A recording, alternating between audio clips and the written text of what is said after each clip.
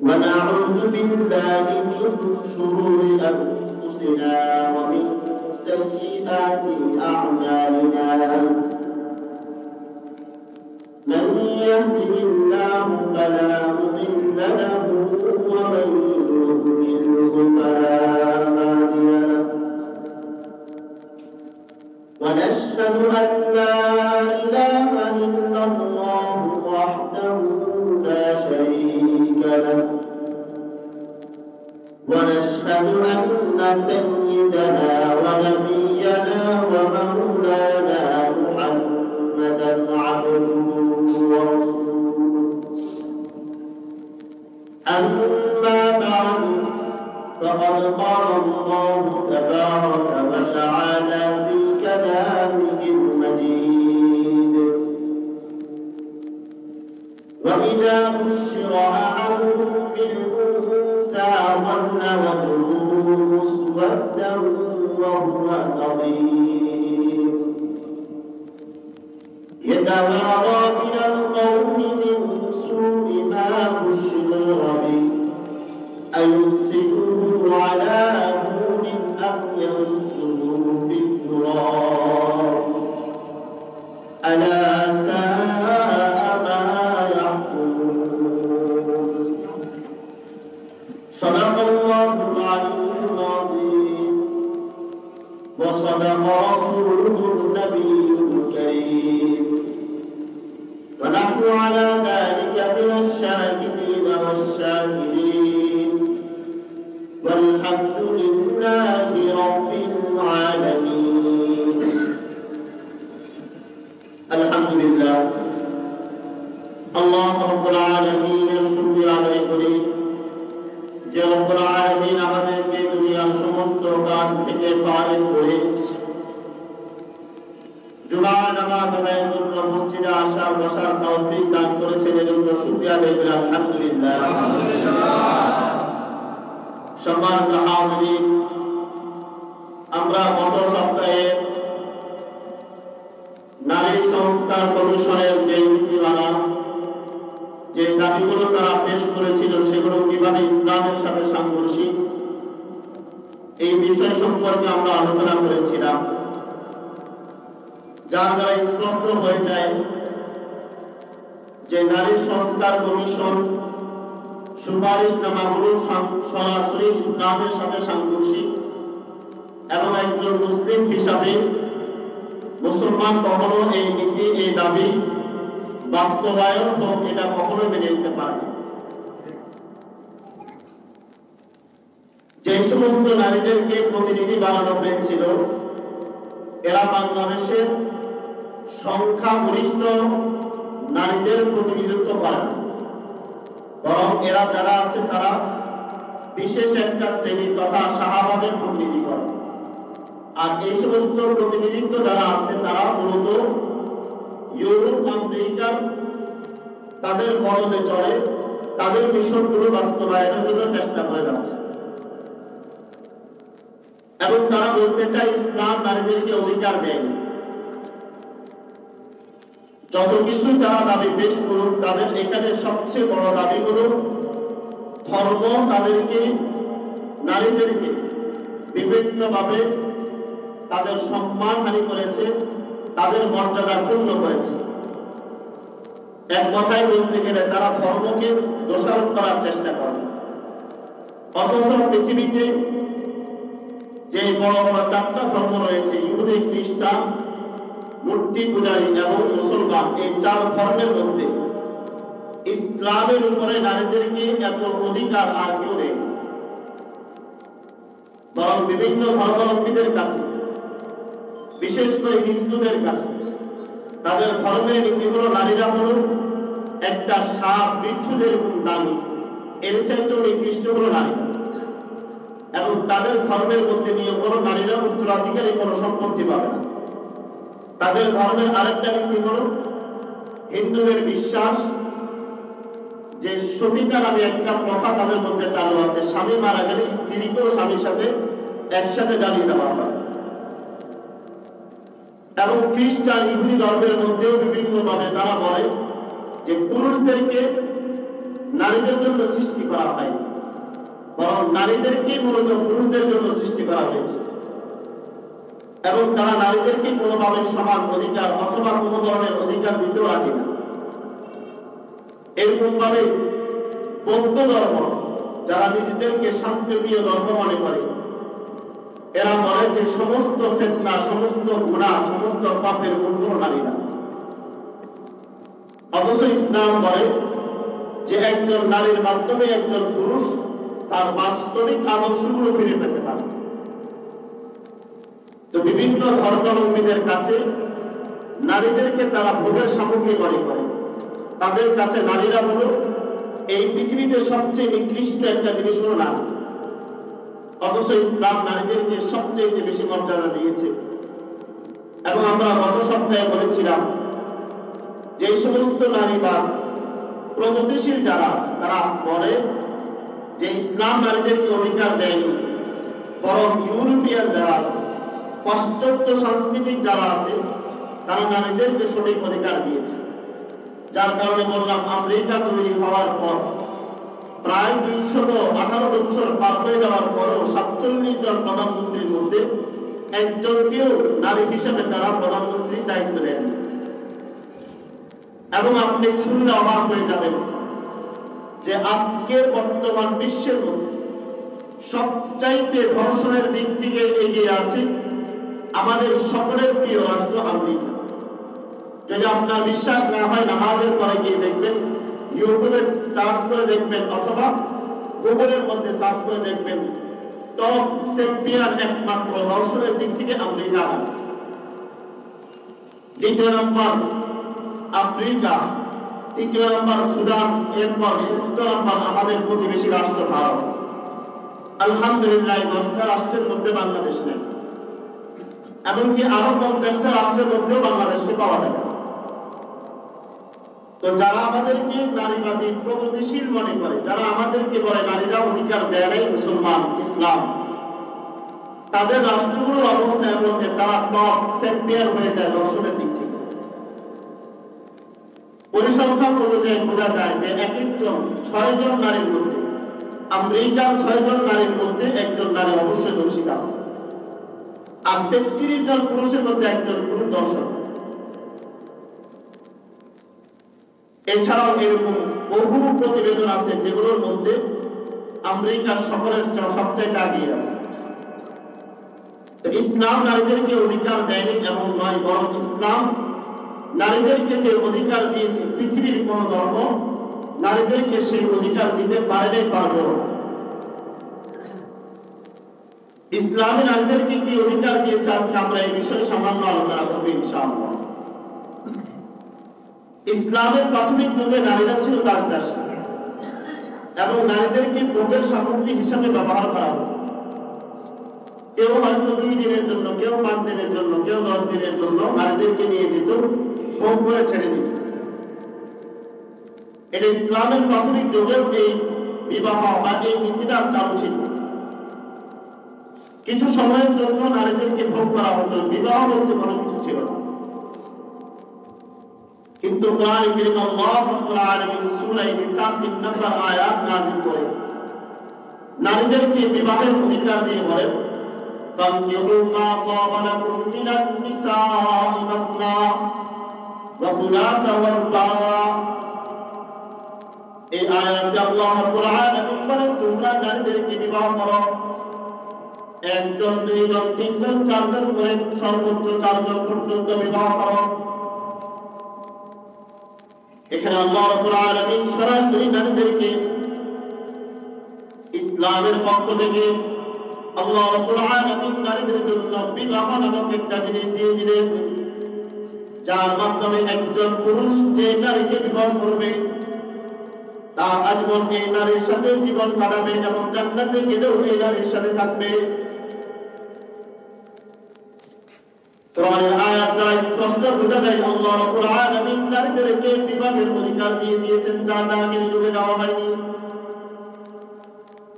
দ্বিতীয় নাম্বার, নারীরা স্বামী গ্রহণ করার ক্ষেত্রে তার অভিভাবক তার উপর চাপিয়ে দিবে এই নীতিও ইসলাম রাখে নাই। বরং কোরআনে কারীমের সূরা বাকারার মধ্যে আল্লাহ তাআলা বলেন লা জুনাহা আলাইকুম ইযা তাল্লাকতুম নিসাআ ফাবালাগনা আজালাহুন্না ফালা তা'দুলুহুন্না আন ইয়ানকিহনা ইযা তাযাদাউ বাইনাহুম ইযা তারাদাউ বাইনাহুম বিল মা'রুফ। কোরআনের এই আয়াতে আল্লাহ রাব্বুল আলামিন বলেন কোন নারী যদি তালাকপ্রাপ্ত হয়ে যায় অথবা তার স্বামী ইন্তেকাল করে, ওই নারী তার পছন্দ অনুযায়ী স্বামী নির্বাচন করতে পারবে। একজন বালিগা মহিলার জন্য তার পছন্দের স্বামী তার নির্বাচন করার অধিকার দিয়েছে। আল্লাহ রাসূল সাল্লাল্লাহু আলাইহি ওয়াসাল্লাম হাদিসের মধ্যে বলেন عن أبي هريرة رضي الله تعالى عنه قال قال رسول الله صلى الله عليه وسلم لا تنكح المرأة حتى تستأمن। আল্লাহ রাসূল বলেন বালিগা নারীর জন্য যতক্ষণ সে অনুমতি না দিবে ততক্ষণ তোমরা বিবাহ দিও না। ওয়ালা তুনকাহুল বিকরু হাত্তা তুস্তাযান। কুমারী নারী বালিগা হয়ে গিয়েছে, ওই নারীকেও তার সম্মতি ছাড়া তোমরা বিবাহ দিও না। এই হাদিস দ্বারা বোঝা যায় আল্লাহ রাসূল সাল্লাল্লাহু আলাইহি ওয়াসাল্লাম নারীদেরকে তাদের স্বামী নির্বাচনের অধিকার দিয়েছে।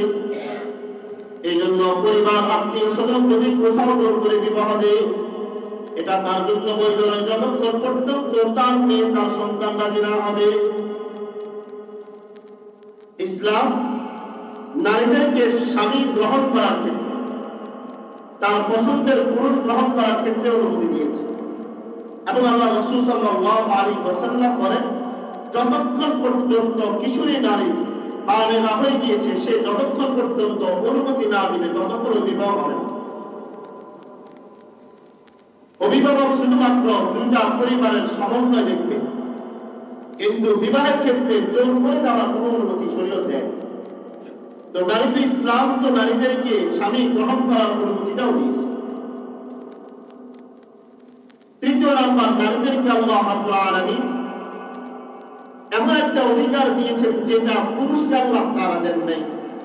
বিবাহের ক্ষেত্রে যেমন পুরুষের প্রয়োজন, পুরুষের যেরকম চাহিদা পূরণের প্রয়োজন হয়, পুরুষের যেরকম কাজের একজন ঘরের একজন প্রতিনিধি দরকার হয়, নারীদেরও একজন পুরুষ দরকার হয়। নারীরাও তাদের চাহিদা পূরণ করে এবং পুরুষরাও তাদের চাহিদা পূরণ করে। কিন্তু আল্লাহ রাব্বুল আলামিন নারীদেরকে এমন মর্যাদা দিয়েছেন, আল্লাহ রাব্বুল আলামিন বললেন তোমরা নারীদেরকে যখন বিবাহ করবে তখন তাদেরকে তাদের মহারণাটা দিয়ে দাও, তাদের শরীরের একটা বিশেষ অঙ্গের মূল্য তোমরা দিয়ে দাও। কোরআনে কারীমে আল্লাহ রাব্বুল আলামিন বলেন ওয়াআতুন নিসাআ সাদকাতিহিন্না নিহলা, তোমরা নারীদেরকে তাদের মহরগুলো যথাযথভাবে আদায় করে দাও। এবং হাদিস থেকে জানা যায় কোন পুরুষ যদি স্ত্রীকে বিবাহ করার পর 1 লক্ষ টাকা অথবা 10 লক্ষ টাকা মহারণা নির্ধারণ করল, আর এই পুরুষ তার স্ত্রীর সামর্থ্য থাকা সত্ত্বেও স্ত্রীর মহারণা আদায় করে নাই, কাল কিয়ামতের দিবসে সে একজন জিনাকারী হিসেবে আল্লাহ তাআলার দরবারে দাঁড়াবে। এখন যদি সমান অধিকার করা হয়, যে আমরা সমান অধিকার চাই, নারী পুরুষের সমান অধিকার, তাহলে তো একজন পুরুষ যেরকম 5 লক্ষ টাকা মহারণা দিয়ে বিবাহ করে, একজন নারীকেও 5 লক্ষ টাকা মহারণা দিয়ে বিবাহ করা দরকার। প্রয়োজন তো দুইজনে। তাহলে এই ক্ষেত্রে আল্লাহ রাব্বুল আলামিন নারীদেরকে সমান অধিকার দেন নাই, বরং নারীদেরকে আল্লাহ রাব্বুল আলামিন বিশেষ অধিকার দিয়েছেন এবং তাদেরকে অধিকারের ক্ষেত্রে আল্লাহ তাআলা বাড়িয়ে দিয়েছেন। চতুর্থ নাম্বার, সহবাসের ক্ষেত্রেও আমরা আজকে নারী নীতি সংস্কার মারা তারা যে নীতিগুলো দাবি পেশ করেছে, এই সুপারিশনামার মধ্যে একটা হলো পুরুষ কর্তৃক বিবাহের পরে স্ত্রীকে ধর্ষণ করা যাবে না। অথচ আল্লাহ রাব্বুল আলামিন নারীদেরকে যে অধিকার দিয়েছেন, কোরআনে কারীমে আল্লাহ রাব্বুল আলামিন বলেন ওয়ায়াসআলুনাকা আনিল মাহিদ, নবীজি তারা আপনার কাছে পিরিয়ড সম্পর্কে জানতে চায়। কুল হুয়া আযা, নবী আপনি তাদেরকে বলে দেন এটা একটা কষ্টদায়ক জিনিস। ফাতাজিলুন নিসা ফিল মাহিদি ওয়া লা তাকরাবুহুন্না হাত্তা ইয়াতুহুন ফাইদা তাতাহহারনা ফাতুহুন্না মিন হাইথু আমারাকুমুল্লাহ।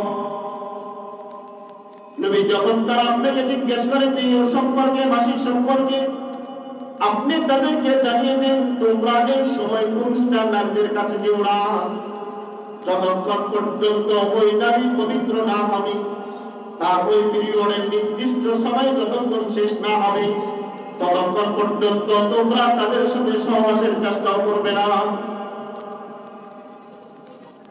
এখানে আল্লাহ রাব্বুল আলামিন বলে দিলেন নারীদের অসুস্থতা চলাকালীন তাদের সময়ের জন্য তাদের কাছে যাওয়া থেকে বিরত থাকো। এই আয়াতে আল্লাহ তাআলা নারীদেরকে যে অধিকার দিলেন, যে পুরুষের চাহিদা আছে হালাল স্ত্রী, কিন্তু স্ত্রী অসুস্থ থাকার কারণে পুরুষকে আল্লাহ তাআলা বলে দিয়েছেন ফালা তাকরাবুহুন্না হাত্তা ইয়াতুহুন, পবিত্র হওয়া পর্যন্ত তোমরা তাদের ধারের কাছেও যেও না। এখানে যে স্ত্রীদেরকে আল্লাহ তাআলা মর্যাদা দিয়েছেন, অধিকার দিয়েছেন, তাহলে স্বামী স্ত্রী একে অপরকে বৈধ হওয়ার পরেও আজকের নারীবাদীরা বলে সেখানে ধর্ষণ করা হয়, অনেক স্ত্রীরা রাজি নেই, তারপরও সেখানে ধর্ষণের শিকার হয়। অবশ্য শব্দটা বলার দরকার ছিল যে এখানে ধর্ষণ শব্দটা না বলে বলার দরকার ছিল যে স্ত্রীর যদি মনের চাহিদা না থাকে সেক্ষেত্রে জোর না হয়। ধর্ষণ তো হলো একজনকে তার চাহিদা নাই, তার উপর অধিকার নাই, তারপরে গিয়ে তার কোনো খারাপ কাজ করা। এই জন্য তারা বলে থাকবো না আর বন্ধ করে দেখবো আমার জগৎটাকে, তথা আমার মন চাইলে আমি যেভাবে ইচ্ছা সেটা বাহিরে ঘুরবো, আমার যেখানে ইচ্ছা সেখানে আমার জোর চাহিদা পূরণ করবো। আমার স্বামী এখন পারে কেন আমাকে অধিকার প্রয়োগ করতে চাইবে, আমার স্বামী এখন পারে কেন আমাকে ভোগ করতে চাইবে। ইসলামের মতো মর্যাদা তো আর কেউ দেয় না। খ্রিস্টান ধর্মের নিয়ম তো হলো নারীরা অসুস্থ হলো মেলামেশা করতে পারত, ইহুদি ধর্মের নিয়ম হলো তারা অসুস্থ হলে ঘর থেকে বের করে দাও। কিন্তু ইসলাম তো নারীদেরকে সঠিক মর্যাদা দিয়েছে। এই জন্য যারা নারীবাদী, যারা প্রগতিশীল, যারা বলতে চায় সমান অধিকার প্রয়োজন, তো কেমন তো হয় অনেক সময় পুরুষের ইচ্ছা করতেছে না কিন্তু নারীর ইচ্ছা করছে, তখন তো পুরুষ বলতে পারে যে আমার স্ত্রী আমাকে দর্শন করার চেষ্টা করছে, কিন্তু আজ পর্যন্ত কোনো পুরুষই দাবি পেশ করেনি। আর যদি এই নীতি, এই নিয়ম যদি বাস্তবায়ন হয়ে যায় তাহলে ঘরে ঘরে প্রত্যেকটা স্ত্রী আদালতে দৌড়বে আর সেখানে গিয়ে মামলা করবে যে আজকে আবার রাজি ছিলাম না, আমার স্বামী আমার উপর দর্শন করেছে। তাহলে আমাদের যে পারিবারিক যে নিয়ম, মুসলমানদের যে পারিবারিক সিস্টেম, এটা তো সর্বশেষ হয়ে যাবে, একদম নিঃশেষ হয়ে যাবে।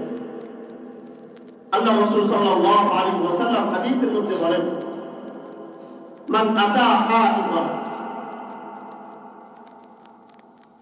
আও ইমরাতান ফি দুবুরিহা, যে পুরুষ তার স্ত্রীর ঋতুস্রাব চলাকালীন তার সাথে মেলামেশা করে অথবা তার স্ত্রীর পিছনের রাস্তা দিয়ে মেলামেশা করার চেষ্টা করে, তাহলে সে যেন আল্লাহ তাআলা যে নিয়ম নীতি নাযিল করেছেন, যে কোরআন নাযিল করেছেন, সে যেন ওই কোরআনের বিরুদ্ধে আল্লাহ তাআলার সাথে যুদ্ধ ঘোষণা করে। এর চাইতে অধিকার কি হতে পারে? যে স্ত্রীর চাহিদা নাই, স্ত্রী অসুস্থ, এই সময় স্বামী যদি যায়, আল্লাহ রাসূল সাল্লাল্লাহু আলাইহি ওয়াসাল্লাম হাদিসের মধ্যে বলেন সে যেন ফাকাদ কাফারা বিমা আনজালা আলা মুহাম্মদ, সে যেন মুহাম্মদের উপর যে কোরআন নাযিল হয়েছে সে যেন কোরআনের বিরুদ্ধে আচরণ করে। তো ইসলাম নারীদেরকে যে অধিকার দিয়েছে আর অন্য কোনো ধর্মে সে অধিকার দেওয়া হয়নি। স্ত্রীদের সাথে সৎ ব্যবহারের জন্য কোরআনে কারীমে সূরা বাকারার মধ্যে আল্লাহ তাআলা বলেন ওয়াশিরুহুন্না বিল মারুফ ফাইন কারিহতুমুহুন্না ফাআসা আন তাকরাহু শাইআন ওয়া ইয়াজআলুল্লাহু ফীহি খায়রান কাসীরা। রব্বুল আলামিন বলেন তোমরা তোমাদের স্ত্রীদের সাথে সৎ ব্যবহারের মাধ্যমে তাদের সাথে ঘর সংসার করো। যদি তাদের কোনো কিছু অপছন্দ হয়ে যায়, হতে পারে তাদের এমন অনেক কাজ আছে যেটা তোমার কাছে পছন্দনীয়, তোমরা স্ত্রীদের ওই সমস্ত ভালো কাজের দিকে লক্ষ্য করো। আল্লাহ তাআলা বলতেছেন ওয়াশিরুহুন্না বিল মারুফ, সঠিকভাবে সৎ ব্যবহারের মাধ্যমে তোমরা তোমাদের স্ত্রীদের সাথে মেলামেশা করো, তাদের সাথে ঘর সংসার করো। আল্লাহ রাসূল সাল্লাল্লাহু আলাইহি ওয়াসাল্লাম বলেন আকমালুল মুমিনিনা ঈমানান আহসানুহুম খুলুকা, ওই ব্যক্তির ঈমান পরিপূর্ণ যার চরিত্র উত্তম। ওয়া খিয়ারুকুম খিয়ারুকুম লিনিসাইকুম খায়রা, তোমাদের মধ্যে সবচেয়ে সৎ চরিত্রবান পুরুষ ওই ব্যক্তি যে তার স্ত্রীর সাথে সঠিক আচরণ করে। এবং আল্লাহ রাসূল সাল্লাল্লাহু আলাইহি ওয়াসাল্লাম আরো বলেন যে প্রত্যেক পুরুষ উত্তম তখনই নির্বাচিত হবে যখন সে তার স্ত্রীর কাছে উত্তম বলে নির্বাচিত হবে। এখানে তো আল্লাহ রাব্বুল আলামিন নারীদের সাথে সঠিক ব্যবহারের জন্য, সঠিক আচরণ ব্যবহার করার জন্য বলেছেন। এখন কোন পুরুষ যদি কোন নারীর উপর আঘাত করে, কোন পুরুষ যদি তার স্ত্রীকে নির্যাতন করে, তাহলে ইসলাম তো সেখানে দায়ী হতে পারে না, সেখানে তো মুসলমানদেরকে দায়ী করা যেতে পারে না, ওটা একজন ব্যক্তি বিশেষ তাকে দোষারোপ করা যেতে পারে। ইসলাম তো নারীদেরকে অধিকার দিয়েছে। তো এই জন্য নারীদেরকে সৎ ব্যবহারের ক্ষেত্রে আল্লাহ তাআলা অনুমোদন দিয়ে দিয়েছেন। এবং নারীদেরকে বিবাহের পর থেকে নিয়ে ওই নারীর ইন্তেকাল হওয়া পর্যন্ত এবং ওই নারীর মৃত্যুর সময় পর্যন্ত এই নারীর থেকে যে সন্তান আসবে ওই সন্তানের ভরণ পোষণ দেওয়া একজন পুরুষের দায়িত্ব। আপনি রিক্সা চালক অথবা আপনি একজন কুলি অথবা আপনি একজন দিনমজুর, আপনি যে হালতে থাকেন, যে অবস্থায় থাকেন, শরীয়তের নিয়ম হলো আপনার স্ত্রীর ভরণ পোষণ দেওয়া, এটা আপনার ঈমানি দায়িত্ব। কোরআনে কারীমে সূরা বাকারার মধ্যে আল্লাহ তাআলা বলেন والوالدات يرضعن أولادهن حولين كاملين لمن أراد أن يتم الرضاعة وعلى المولود له رزقهن وكسوتهن بالمعروف। আল্লাহ রাব্বুল আলামিন বলেন প্রত্যেকটা পুরুষের জন্য রিজকুহুন্না ওয়া কিসওয়াতুহুন্না বিল মারুফ, তার স্ত্রীর ভরণ পোষণ দেওয়া, স্ত্রীর ভরণ পোষণ দেওয়া, তার বাসস্থানের ব্যবস্থা করা, তার পোশাক পরিচ্ছদের ব্যবস্থা করা, এটা একজন স্বামীর উপর দায়িত্ব।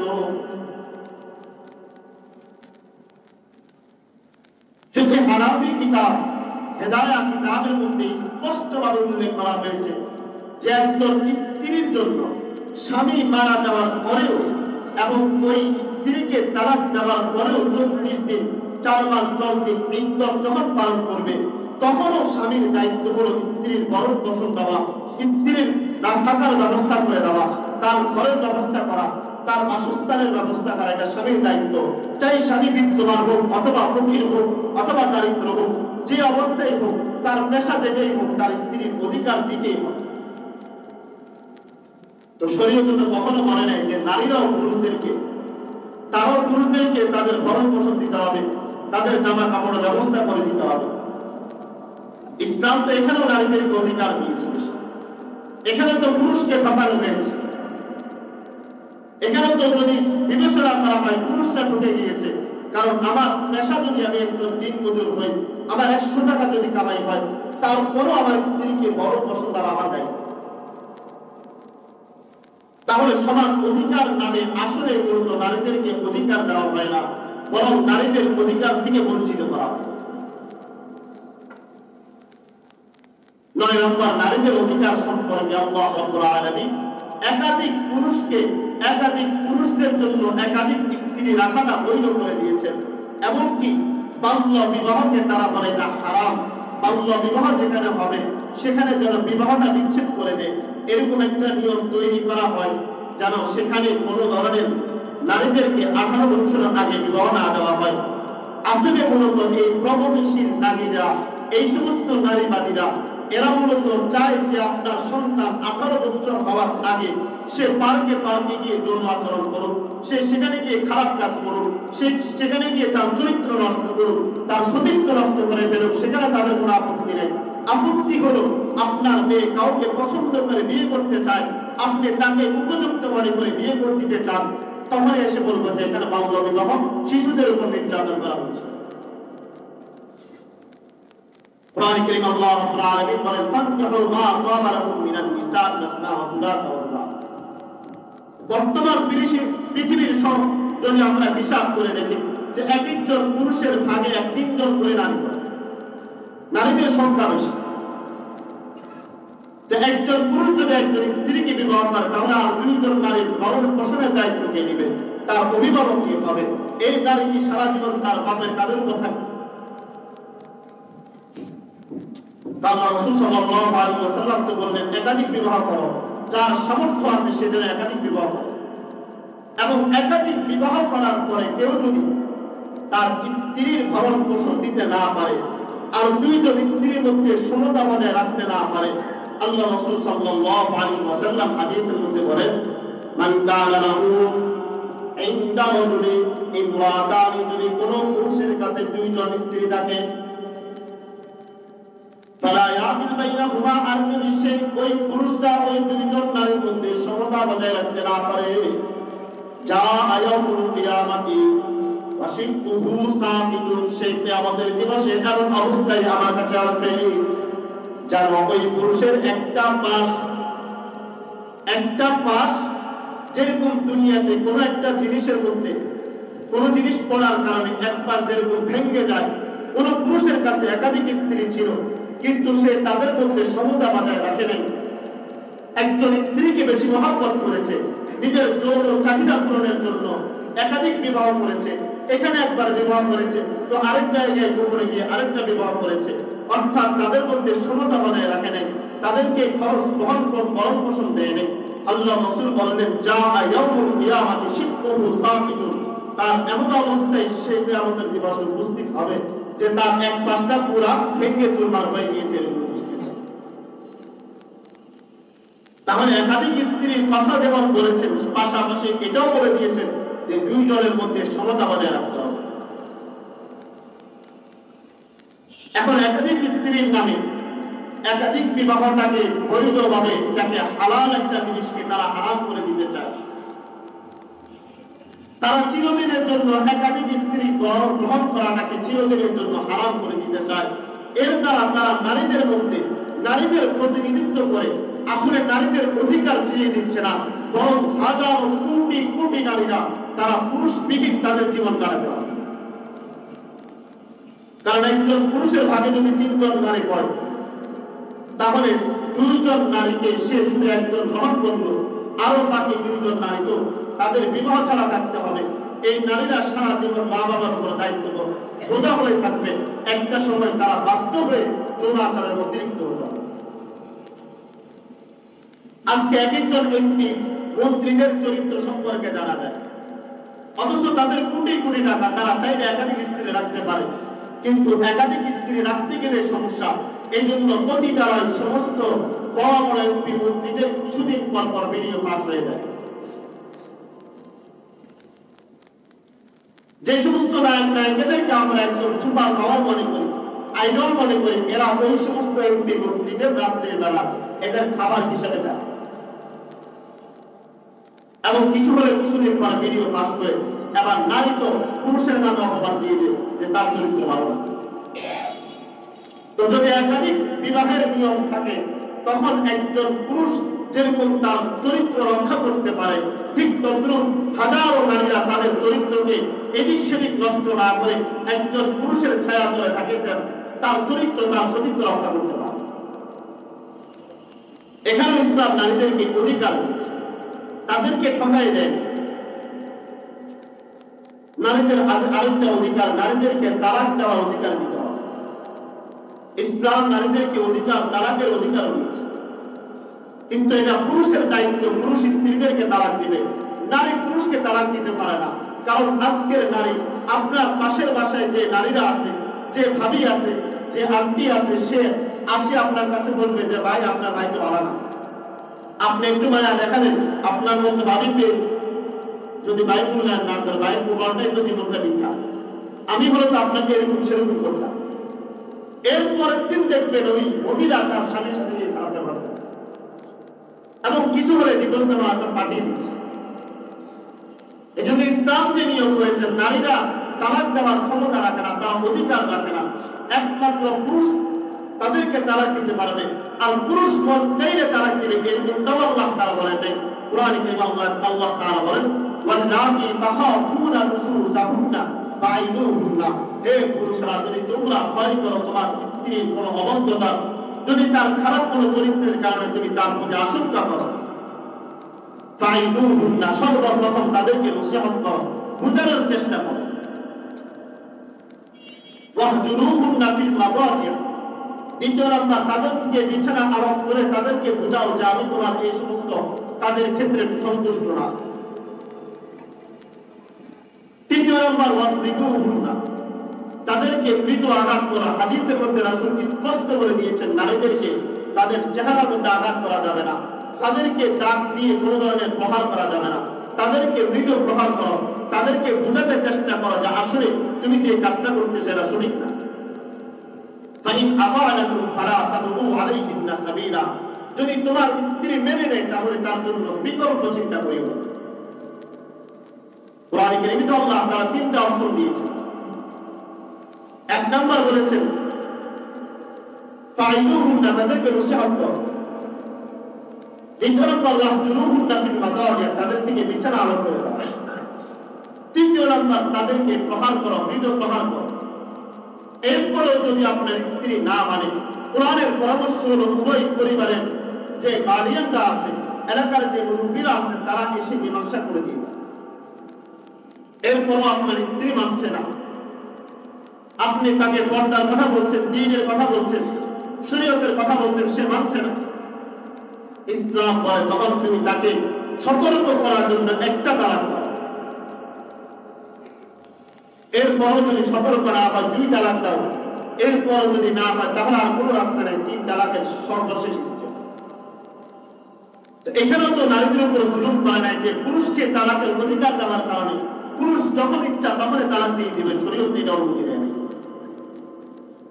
শরীয়ত তো কয়েকটা ধারা বলছে যে নসিহত করো, বিচার আরোপ করে দাও, অভিভাবকের মাধ্যমে সমাধান করার চেষ্টা করো। এরপরও যদি সতর্ক না হয় তাহলে 1 তালাকের মাধ্যমে তাকে সতর্ক করো, 2 তালাকের মাধ্যমে সতর্ক করো। এরপরে যদি না হয় তাহলে এখানে আর কোনো ব্যবস্থা নেই। এখন কোন পুরুষ যদি একসাথে 3 তালাক দেয়, এটা তো তার দোষ, ইসলাম তো তাকে অনুমোদন দেয়। তাহলে তালাকের ক্ষেত্রে আল্লাহ রাব্বুল আলামিন নারীদেরকে বেশি অধিকার দিয়েছেন।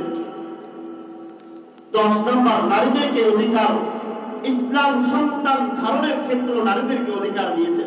কোন নারীর যদি সন্তান না হয়, পুরুষ তাকে দোষারোপ করবে অথবা তার পরিবার তাকে দোষারোপ করবে। স্ত্রীর কোনো দোষ নাই, কিন্তু পরিবার বিভিন্নভাবে দোষারোপ করে যে সন্তান হয় না, কোথায় থেকে মেয়ে নিয়ে আসতাম, এদের কোনো বংশজাত নেই। কোরআনে কারীমে সূরা শুরার মধ্যে আল্লাহ তাআলা আয়াত নাযিল করে নারীদেরকে সান্ত্বনা দিয়ে আর অভিভাবকদেরকে, পুরুষদেরকে সতর্ক করতেছেন যে আল্লাহ তাআলা ইয়াখলুকু মা ইয়াশা, ইয়াহাবু লিমান ইয়াশাউ ইনাসা ওয়া ইয়াহাবু লিমান ইয়াশাউ যুকুর আও ইউযাওবিজুহুম যুকরানা ওয়া ইনাসা ওয়া ইয়াজআলু মান ইয়াশাউ আকিমা। আল্লাহ তাআলা বলতেছেন যে আমি যাকে ইচ্ছা তাকে ছেলে সন্তান দান করি, যাকে ইচ্ছা আমি তাকে কন্যা সন্তান দান করি, কাউকে আমি ছেলে মেয়ে উভয়টা দান করি, কাউকে কোনো সন্তান দিই। ইন্নাহু আলিমুল কাদির, আল্লাহ তাআলা জানেন, তিনি সর্বশক্তির অধিকারী। এখানেও আল্লাহ রাব্বুল আলামিন আয়াত নাযিল করে নারীদেরকে অধিকার দিলেন যে কোন পুরুষ তোমার উপর দোষারোপ করতে পারে না। এটা একমাত্র সন্তান দেওয়ার ক্ষমতা আমি আল্লাহ তাআলা রাখি, কোন পুরুষ ক্ষমতা রাখে না। তারপরে এখানেও তো ইসলাম নারীদেরকে বঞ্চিত করেনি, ইসলাম তো এখানে নারীদেরকে অধিকার বেশি দিয়েছে।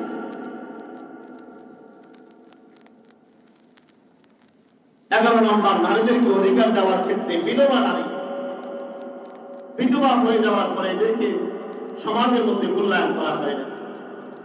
আল্লাহ রাব্বুল আলামিন কোরআনে কারীমের মধ্যে বলেন ওয়ালা জুনাহা আলাইকুম ফীমা আরাদতুম বিহি মিন খিতবাতিন নিসাই আও আকরানতুম ফী আনফুসিকুম আলিমাল্লাহু আন্নাকুম সাতাযকুরুনাহুন্না ওয়ালাকিন লা তুওয়াইদুহুন।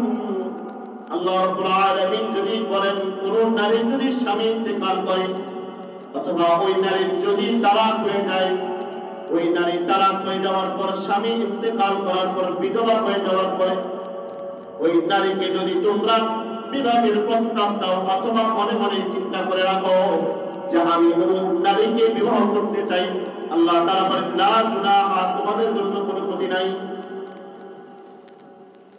আল্লাহ রাসূল সাল্লাল্লাহু আলাইহি ওয়াসাল্লাম বলেন, আমি সর্বপ্রথম জান্নাতের মধ্যে প্রবেশ করব, আর যখন আমি জান্নাতে প্রবেশ করতে যাব, জান্নাতের দরজার সামনে দাঁড়ানোর সাথে সাথে আমি দেখবো একটা নারী আমার সামনে দিয়ে তার আগে আগে জান্নাতে যেতে চায়। আল্লাহ রাসূল জিজ্ঞাসা করবেন, মা নাকি ওয়া মা আনতি, তোমার কি হয়েছে, তুমি কে? জান্নাতে তো আমি রাসূল সর্বপ্রথম যাব, তুমি কোথায় থেকে আসছো, তুমি কেন আমার আগে জান্নাতে যেতে চাও? ওই নারী বলবেন, ইয়া রাসূলুল্লাহ, আমি এমন একজন নারী যে তার স্বামী ইন্তেকাল করার পরে সন্তানদের দিকে, সন্তানের চেহারার দিকে তাকাইয়া, এতিম সন্তানের চেহারার দিকে তাকাইয়া আমি অন্য কোনো পুরুষের সাথে বিবাহের মধ্যে আবদ্ধ হই নাই। আল্লাহ রাসূল সাল্লাল্লাহু আলাইহি ওয়াসাল্লাম বলেন, এই সমস্ত নারী, বিধবা নারীরা যারা নিজের সতীত্ব রক্ষা করে এবং কোনো পুরুষকে পরবর্তীতে গ্রহণ করে না, আমি রাসূল জান্নাতে যাওয়ার পরে এরা আমার সাথে জান্নাতে যাবে। এখানে তো আল্লাহ রাব্বুল আলামিন নারীদেরকে অধিকার বেশি দিয়েছেন, বিধবা নারীদেরকে বিবাহ করলে ডাবল সওয়াবের কথা বলেছেন। ইসলামের শুরু যুগে, সাহাবায়ে কেরামদের যুগে, আরবের যুগের মধ্যে এরকম নিয়ম ছিল, তারা বিধবা নারীদেরকে বেশি বিবাহ করতেন। এইখানে তো আল্লাহ রাব্বুল আলামিন বিধবা নারীদেরকে বঞ্চিত করেন নাই, বরং আল্লাহ রাব্বুল আলামিন নারীদেরকে বেশি মর্যাদা দিয়েছেন। নারীরা যখন বোন পাবে, যখন একটা নারী আপনার বোন হিসেবে আসবে অথবা আপনার কন্যা সন্তান হিসেবে আসবে, আল্লাহ রাসূল সাল্লাল্লাহু আলাইহি ওয়াসাল্লাম হাদিসের মধ্যে বলেন, মান কানা লাহু মান কানা জারা মান কানা মান আলা জারিয়াতাইনি, যার দুটা মেয়ে সন্তান রয়েছে, একজন মেয়ে হয়েছে, আরেকজন মেয়ে হয়েছে, লাগাতার দুইটা মেয়ে হয়েছে, আল্লাহ রাসূল বলেন, দাখালতু আনা ওয়া হুয়া, আমি এবং ওই বাবা যে তার সন্তানকে লালন পালন করেছে, ফিল জান্নাতি, আমরা জান্নাতে একসাথে থাকবো। আর আল্লাহ রাসূল এভাবে হাত উত্তোলন করে দেখান, বলেন যে ব্যক্তি তার দুটা সন্তান হয়ে যাওয়ার পর অভিযোগ করে নাই, স্ত্রী নামে অপবাদ দেয় নাই, স্ত্রী কোনো ধরনের কষ্ট দেয় নাই, বরং এই সন্তান দুটাকে নিয়ামত মনে করেছে, আল্লাহ রাসূল বলেন আমি এবং সে একসাথে জান্নাতে থাকবো। নারী যখন বোন হবে তখন নারীদেরকে অধিকার দেওয়া হয়েছে।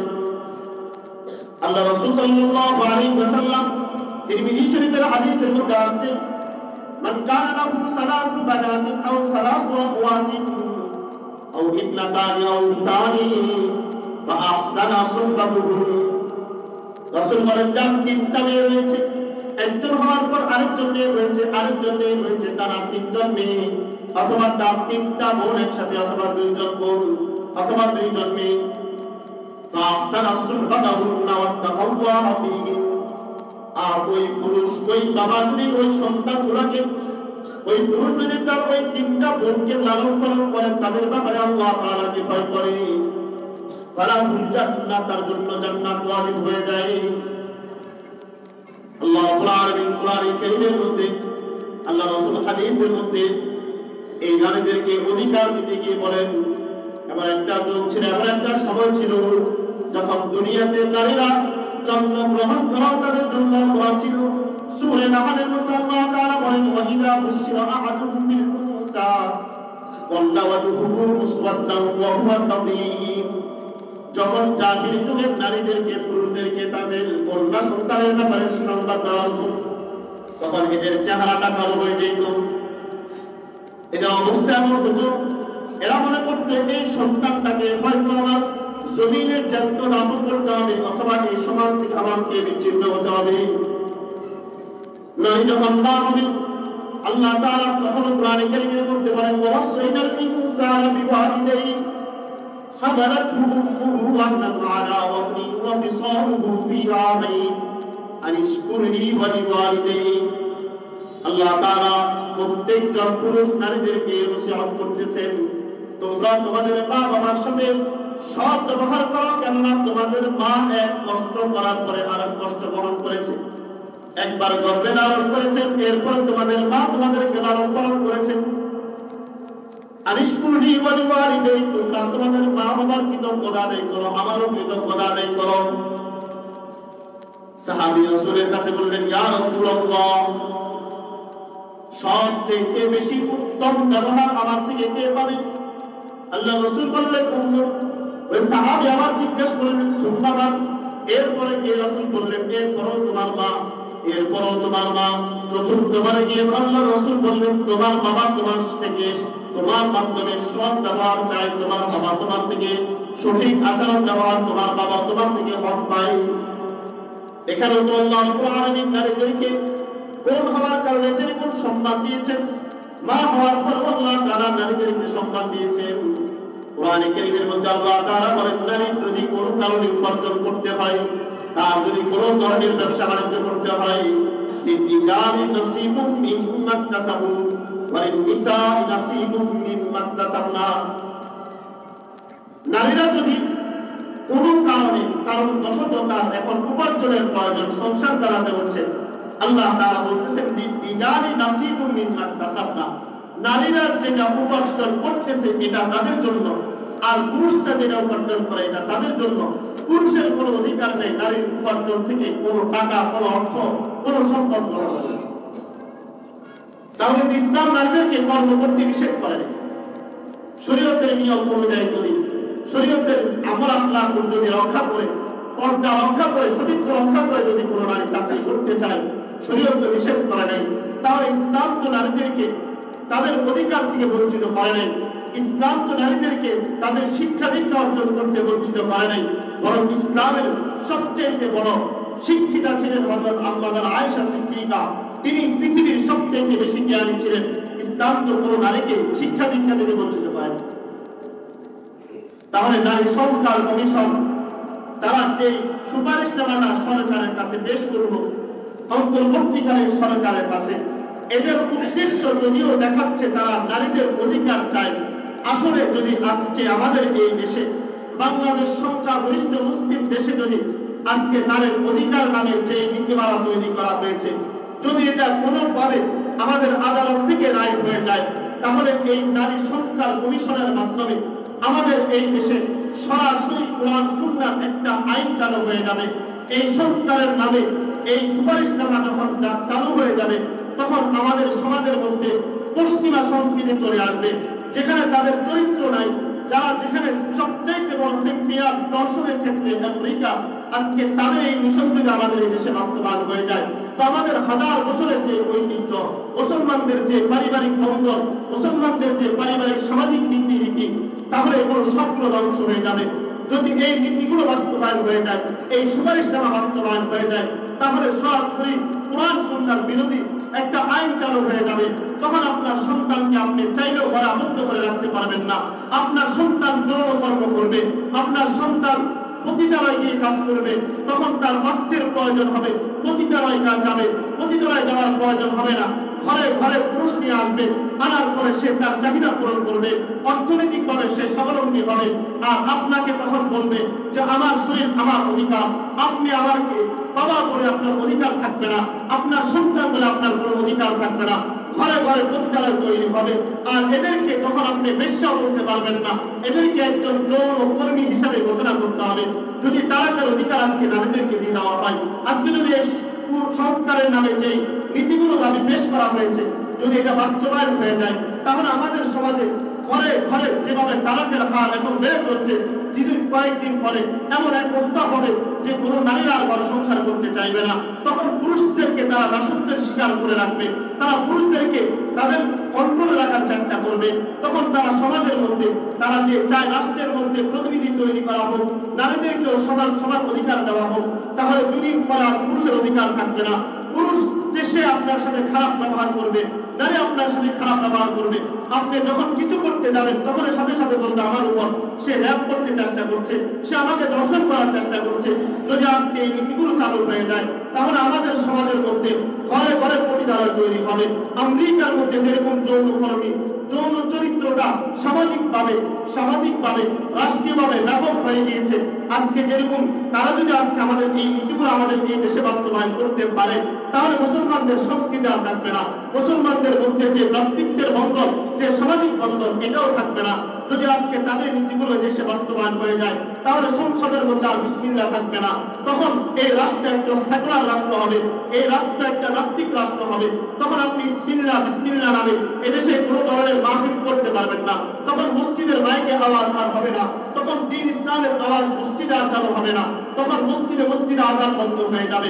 এজন্য যদি আপনি মনে করেন যে এই নীতিমালা তারা যেটা তৈরি করেছে, অধিকারের নামে যে তৈরি করা হয়েছে, এই সুপারিশনামা আসলে নারীদের জন্য নয়, বরং তারা এটার মাধ্যমে পুরা পশ্চিমা সংস্কৃতি, তাদের মতো বেহায়া আর নির্লজ্জের চরিত্রগুলো আমাদের সমাজের মধ্যে বাস্তবায়ন করার জন্য চেষ্টা করছে। দুদিন পর আপনার মেয়েটা, আপনার ছেলেটা একটা ভার্সিটিতে গিয়ে ভর্তি হবে, সেখানে ট্রান্সজেন্ডার আরেকটা মেয়ে আপনার ছেলের সাথে আসবে, একসাথে রাখতে থাকবে, আপনার বলার অধিকার থাকবে না।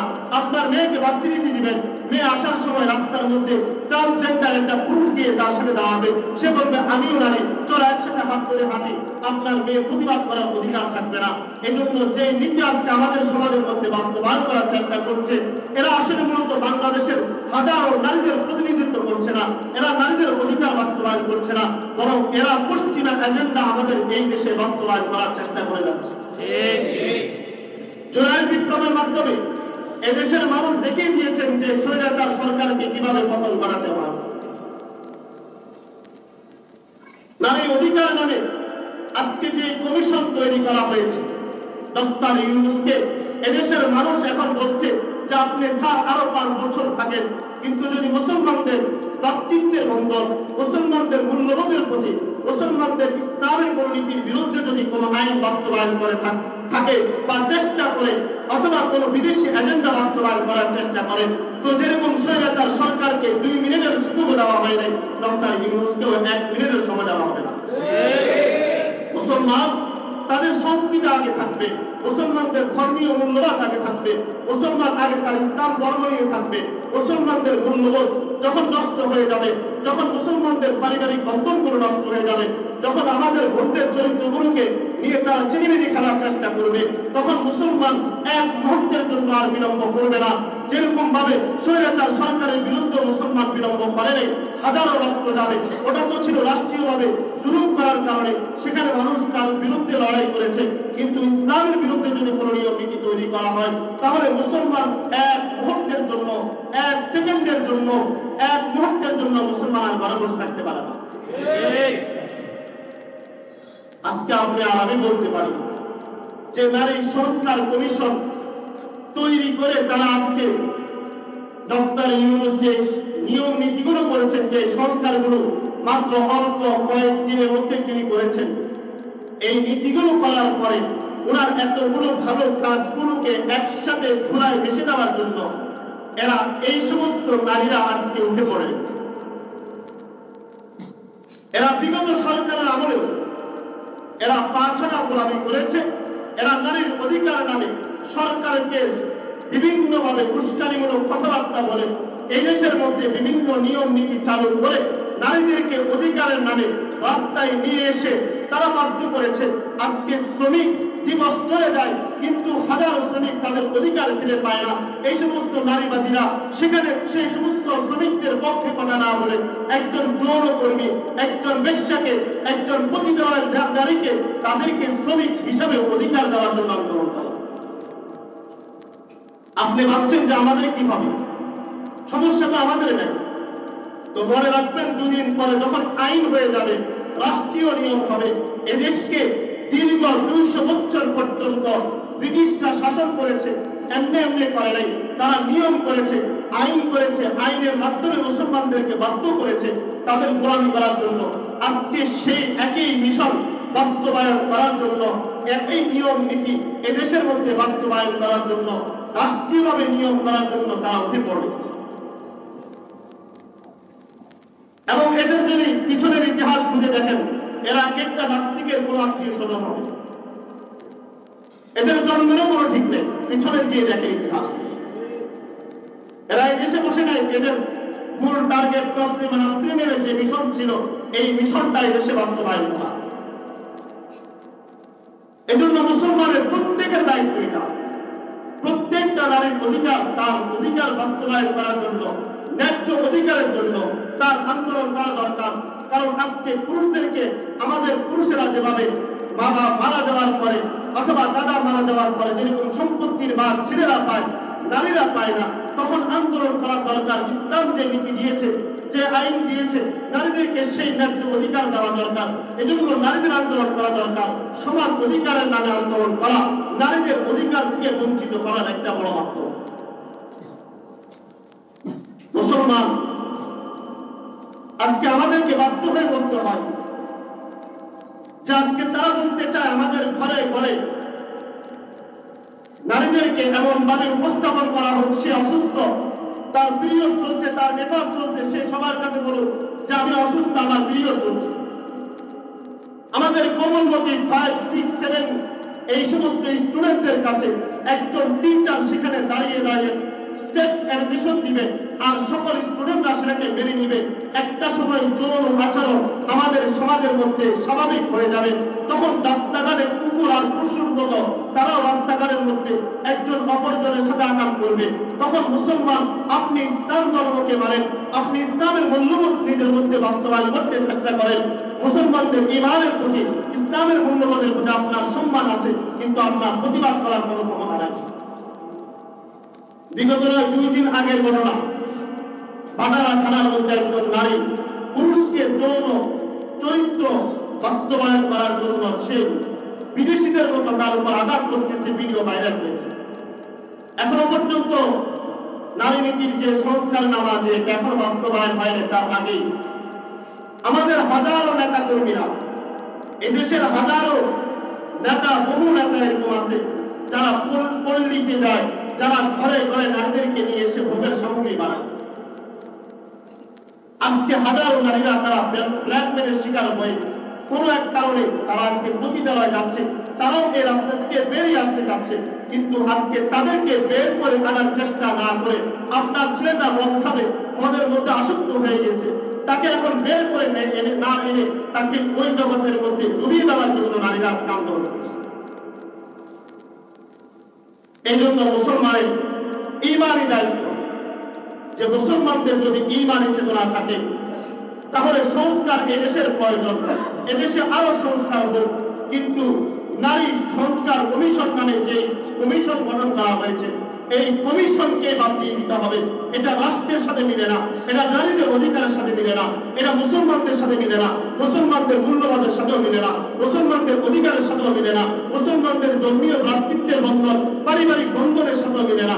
বরং বলতে গেলে এটা পুরাপুরি ইউরোপ থেকে একটা আমদানি করে আমাদের এই দেশে সংস্কারের নামে এই সুযোগে তারা বাস্তবায়ন করার চেষ্টা করছে। এটা শুধু দায়িত্ব হুজুরদের না, হুজুররা শুধু প্রতিবাদ করবে। কারণ 2 দিন পর আপনার মেয়েটা যখন খারাপ কাজ করবে তখন বলবে রাষ্ট্রের নিয়ম, আপনি বাবা, অধিকার কি? আপনাকে কে অধিকার দিয়েছে? বরং আপনার নামে মামলা হবে, বাবার নামে মামলা হবে, ভাইয়ের নামে মামলা হবে, বলার অধিকার নেই। এই জন্য আগামীকাল সকাল থেকে শুরু হবে সোহরাওয়ার্দী উদ্যানে হেফাজত ইসলামের মহাসমাবেশ। এর মধ্যে বড় আমাদের আন্দোলনের সবচেয়ে বড় দাবি হলো যে নারী সংস্কার কমিশন এটাকে বাতিল করে দিতে হবে। তারা যে দাবিগুলো পেশ করার চেষ্টা করছে এগুলো তো অনেক দূরের কথা। যে কমিশন গঠন করা হয়েছে এই কমিশনটাকে বাদ দিতে হবে। কারণ এই কমিশনের মধ্যে যারা আছে এরা একটাও এদেশের সংখ্যা গরিষ্ঠ নারীদের প্রতিনিধিত্ব করে না। এরা একটা চিহ্নিত গোষ্ঠী যারা নারীদেরকে পুরুষের নামে, যারা শাহবাগের এজেন্ডা বাস্তবায়ন করতে চায়, যাদেরকে আমরা শাহবাগী হিসেবে চিনি, যাদেরকে আমরা তসলিমা নাসরিনের অনুসারী হিসেবে চিনি, যাদেরকে আমরা আমলিগের এজেন্ট হিসেবে চিনি, এরা কোনো ধরনের নারীদের পক্ষে থেকে এরা আন্দোলন করছে বা দাবিগুলো পেশ করছে, এরা বলাই যেতে পারে না। এই জন্য এই কমিশনটাই বাতিল করে দিতে হবে এবং বাতিল করে মুসলমানদের যে অধিকার, নারীদের যে সমান ন্যায্য অধিকার, এটার জন্য আবার নতুন করে সংস্কার করে আবার আন্দোলন করতে এই জন্য আমাদের প্রত্যেকের ইমানি দায়িত্ব, যাদের সুযোগ আছে আমরা সবাই আগামীকালকে হেফাজত ইসলামের সেই সমাবেশে অংশগ্রহণ করার চেষ্টা করব। সোহরাওয়ার্দী উদ্যানে শুরু হবে সকাল থেকে। আল্লাহ রাব্বুল আলামিন আমাদেরকে সর্বোপরি সমস্ত ষড়যন্ত্র থেকে, বিশেষ করে বিভিন্ন বিদেশি এজেন্ডা থেকে আল্লাহ তাআলা আমাদের এই দেশকে, আমাদের নারীদেরকে, আমাদের বোনদেরকে, আমাদের মেয়েদেরকে আল্লাহ তাআলা হেফাজত করুন। ওয়া আখিরু দাওয়ানা আলহামদুলিল্লাহ।